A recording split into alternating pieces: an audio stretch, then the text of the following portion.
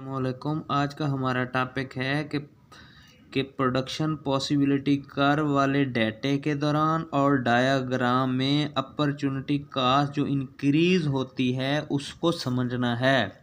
तो इस डेटे में भी हम देखें कि एक ए पेयर पे वो फूड के 0 यूनिट हैं और 50 क्लॉथ के 50 यूनिट हैं। जब वो अगला पेयर प्रोड्यूस करता है तो फूड के 10 और बढ़ा रहा है और अब क्लॉथ के 50 से क्या कर रहा है, 48 यूनिट प्रोड्यूस कर रहा है। यानी दो उसने इसके कम यूनिट प्रोड्यूस किए हैं और इधर से इसके 10 यूनिट बढ़ाए हैं।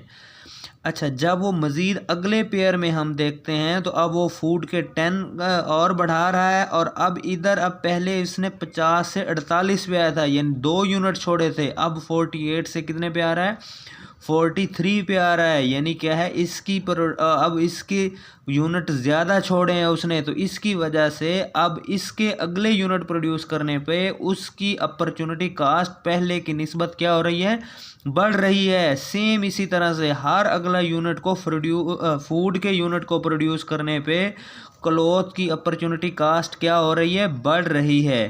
सेम इसी तरह से अगर हम यहाँ से देखें, अगर क्लॉथ को वो प्रोड्यूस करना चाहता है तो in term of food opportunity cost क्या हो रही होगी, बढ़ रही होगी। मिसाल के तौर पे हम नीचे से देखें तो 0 यूनिट ऑफ क्लॉथ है और 50 यूनिट ऑफ क्या है, फूड हैं।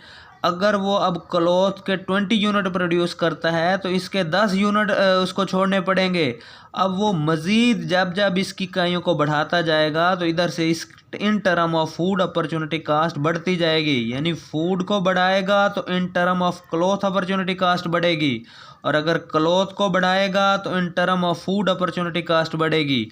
सेम डायग्राम में भी हम देख सकते हैं, एक्स एक्सिस पर फूड लिया गया है, वाई एक्सिस पे क्लॉथ लिया गया है। ए पॉइंट पे है वो फर्म, अगर वो ए से बी मूव करती है तो फूड के 10 यूनिट प्रोड्यूस किए हैं तो इसमें अब वो 50 से कम यूनिट प्रोड्यूस कर रहा है। जब मज़ीद अगले 10 यूनिट प्रोड्यूस कर रहा है तो अब उसकी अपॉर्चुनिटी पहले की निस्बत क्या हो रही है, बढ़ रही है। अब मज़ीद इस तरह से वो अगले अगले यूनिट प्रोड्यूस करता जा रहा है।